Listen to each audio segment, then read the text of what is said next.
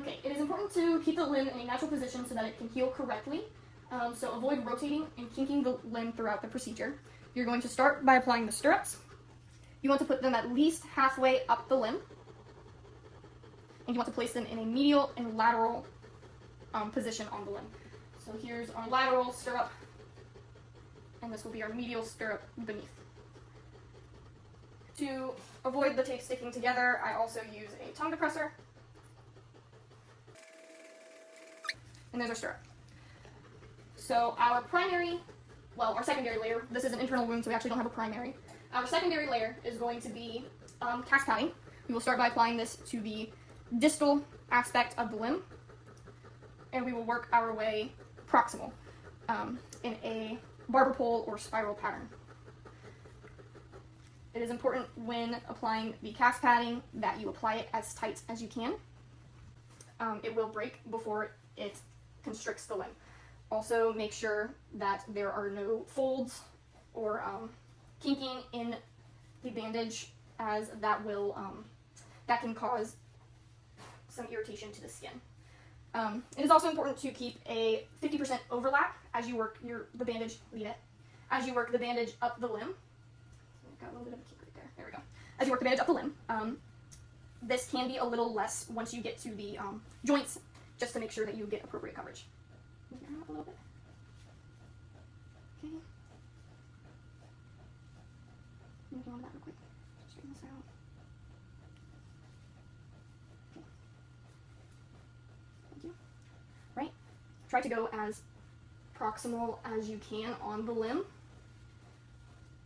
just so that the bandage has better support.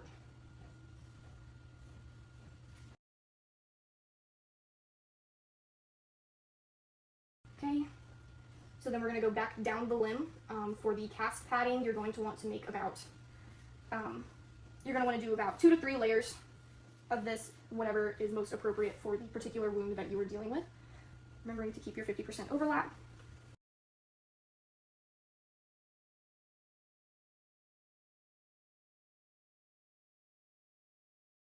That was 2 layers, so we're going to go ahead and apply the cling next. Okay, next we're going to apply the cling. With the cling, you must be more careful with the tension applied, as this layer can cause constriction.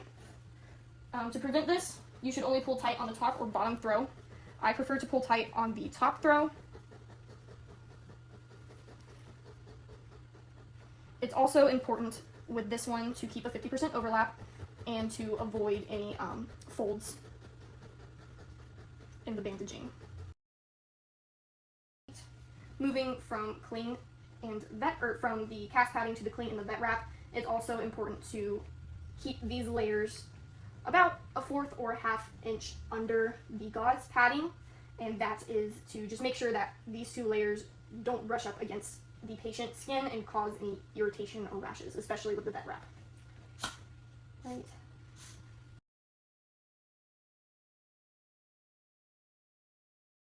So I'm going to add one more layer just because this wasn't completely 2 layers.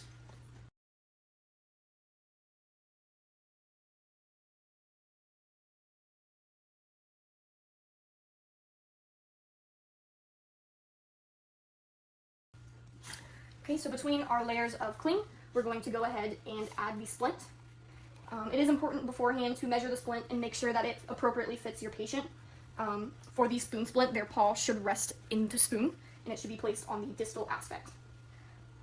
So we're going to go ahead and put more cling in the same manner as we did the first 2 layers. We're going to do 1 to 2 more, and that's what we're going to use to keep our cling, our splint in place.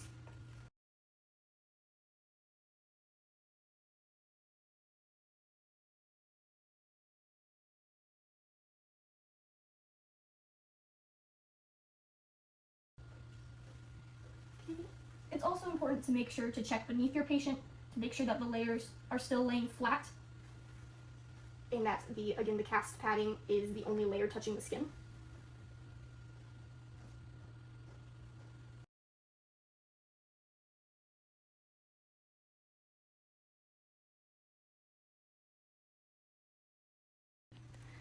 Now that our final layer of the cling is applied, we're going to go ahead and pull back our stirrups.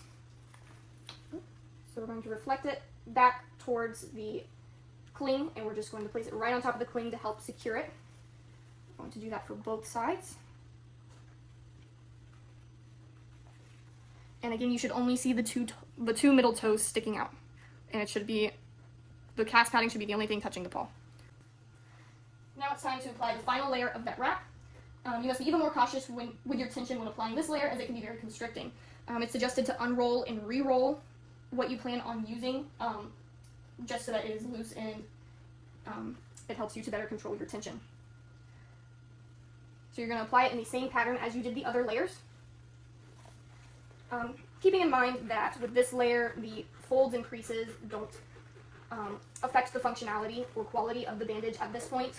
Do keep in mind that this is the outermost layer, and it is the layer that the owners will see, so they may judge you for its appearance.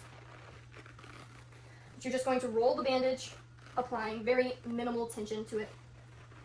So it goes up.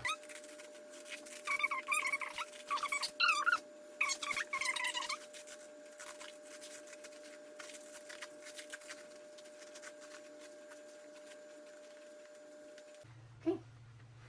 When you're done with the bandage, check again. Make sure that your layers are seated properly. So again, you have the gauze sitting on top of the actual patient skin with the cling and the vet wrap over top of it. Make sure that it goes all the way around, which it does for Goose. So there you have it. That's how you do a spin splay.